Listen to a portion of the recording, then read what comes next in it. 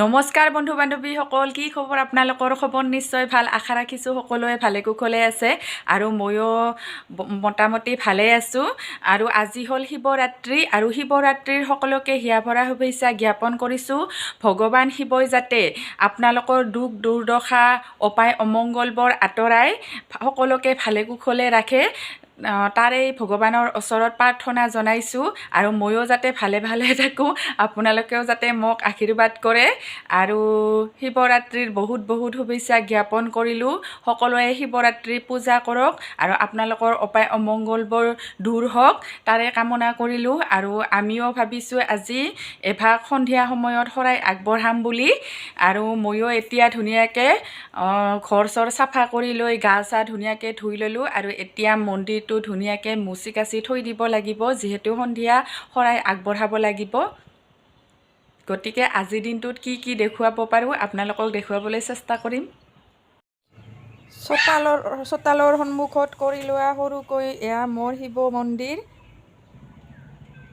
আৰু এতিয়া মই ধুনীয়াকৈ শিৱলিংগটোত পানী চানী ঢালি লৈ ধুনীয়াকৈ চাফ চিকুণ কৰি ল'লোঁ। আৰু এইফালে ইপিনে এইটো ৰাধা কৃষ্ণ মন্দিৰ, আৰু এয়া ৰাধা কৃষ্ণৰ মন্দিৰটো ধুনীয়াকৈ চাফ চিকুণ কৰি ল'লোঁ।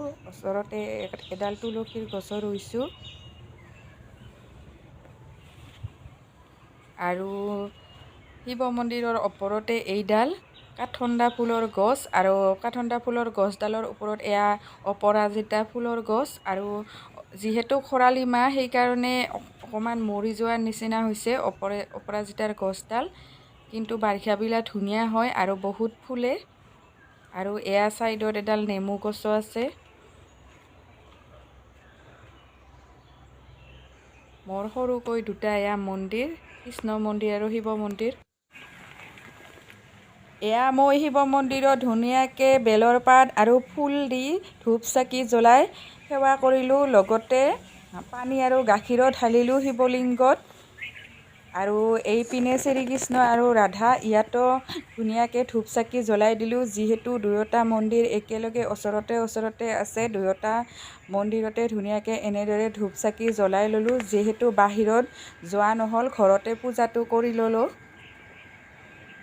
আজি বনাম বুলি ভাবিছোঁ খিচাৰি, আৰু খিচাৰি এনেদৰে কেৰাহীত বনাম।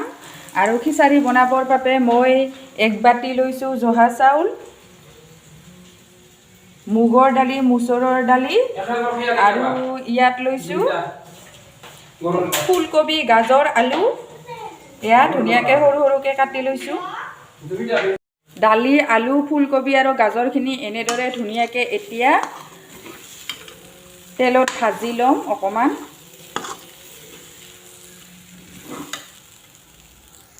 অলপমান ভাজি লোৱাৰ পিছত এতিয়া ইয়াত ঢালি দি দিম পানীখিনি দিয়াৰ পিছত ধুনীয়াকৈ চাউলখিনি দি ল'ম। এয়া পানী দি ল'লোঁ।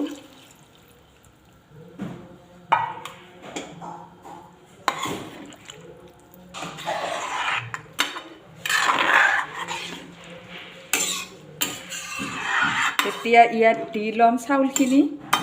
পানী অকণমান আৰু দিব লাগিব, যিহেতু আটাইখিনি বস্তু ধুনীয়াকৈ সিজিব লাগিব।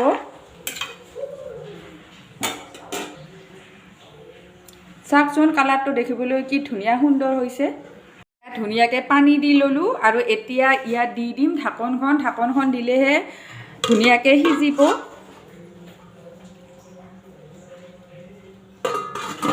এয়া ধুনীয়াকৈ ঢাকনিখন দি দিলোঁ। এয়া মোৰ কেৰাহীত বনোৱা খিচাৰি ধুনীয়াকৈ হৈ গ'ল, আৰু আলুবিলাকো ধুনীয়াকৈ সিজি গৈছে। এয়া চাওক, দেখিবলৈ কি ধুনীয়া সুন্দৰ হৈছে। এয়া আলু, আৰু ধুনীয়াকৈ আলু সিজি গৈছে একদম লুকলুকীৰে। এয়া চাওক,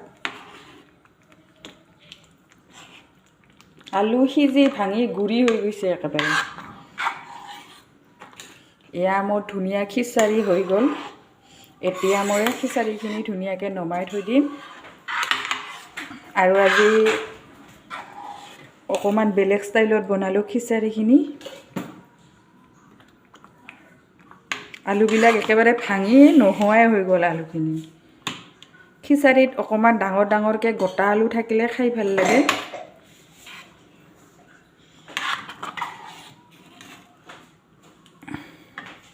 এয়া চাওক দেখিবলৈ কি ধুনীয়া সুন্দৰ হৈছে। এতিয়া মই বন্ধ কৰি দিলোঁ আৰু ঢাকনিখন এতিয়া দি দিলোঁ। খিচাৰী তৈয়াৰ হৈ গ'ল। ভোলে বাবাৰ চৰণত শৰাই এভাগ আগবঢ়ালোঁ। যিহেতু বাহিৰত বহুতে ৰাতি হৈছে আৰু বান্দৰৰ উৎপাত, সেইকাৰণে ঘৰৰ ভিতৰতে শৰাইভাগ আগবঢ়ালোঁ। গুড মৰ্ণিং এভৰিৱান, কি খবৰ আপোনালোকৰ? খবৰ নিশ্চয় ভাল, আশা ৰাখিছোঁ সকলোৱে ভালে কুশলে আছে আৰু ময়োতো ভালে ভালে আছোঁ। আৰু এয়া বাহিৰত ওলাই আহিলোঁ, ঘৰৰ ভিতৰত কিমান আৰু সোমাই থাকিম। আৰু এয়া মই এনেকৈ ধুনীয়াকৈ ফুল ৰুইছিলোঁ আৰু ফুলডাল একেবাৰে বহুতে ওখ হৈ গৈছে, সেইকাৰণে বাৰিষাৰ আগে আগে মানে ফুলডাল ধুনীয়াকৈ এতিয়া সমানকৈ কাটি দিম। আৰু এয়া নতুনকৈ পখালিবোৰ ওলাই আছে, এয়া ধুনীয়াকৈ আৰু কাটি দিলে ধুনীয়া হ'ব আৰু ধুনীয়াকৈ ফুলিব। আৰু এইপিনে এইডাল ফুলৰ নাম কি নাজানো, কিন্তু বহুত ডাঙৰ ডাঙৰ হালধীয়া ফুলে। এইডালো কাটি দিব লাগিব সমানকৈ। আৰু বাৰিষা যেতিয়া বৰষুণ পৰিব তেতিয়া ধুনীয়াকৈ ডালবিলাক ওলাব তলৰ পৰা সমানকৈ কাটি দিলে। এয়া মোৰ মানুহজনে ধুনীয়াকৈ কাটি দি আছে এতিয়া সমানকৈ।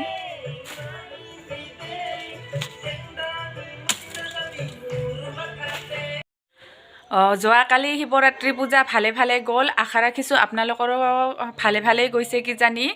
ক'ৰবাত আজিও শিৱৰাত্ৰি পূজা চলিয়ে আছে আৰু কোনোবা ঠাইততো তিনি দিনলৈকে শিৱৰাত্ৰি পূজা পাতে। শিৱৰাত্ৰি পূজা বুলি ক'লে ঘোটাটো মেইন হয়। আপোনালোকে বাৰু ঘোটা খালেনে? মই ঘোটা খোৱা নাই আৰু নাখাওঁ, যিহেতু মোৰ অপাৰেশ্যনো হৈ আছে আৰু ঘোটা আচলতে খাব নালাগে। ঘোটাটো মানে খোৱাটো একেবাৰে বহুতে বেয়া হয় আৰু বহুত ক্ষতিও কৰে। তথাপিও শিৱ পূজা বুলি ক'লে আচলতে ঘোটাটোৱে মেইন হয়। আৰু মোৰ ভিডিঅ'টো যদি চাই আপোনালোকে ভাল পালে তেতিয়াহ'লে লাইক, কমেণ্ট, শ্বেয়াৰ, ছাবস্ক্ৰাইব নিশ্চয় কৰিব। আৰু আজিলৈ ভিডিঅ'টো ইমানতে সমাপ্ত কৰিলোঁ। বাই বাই বুলি কৈ দিয়া পাপা। Bye bye.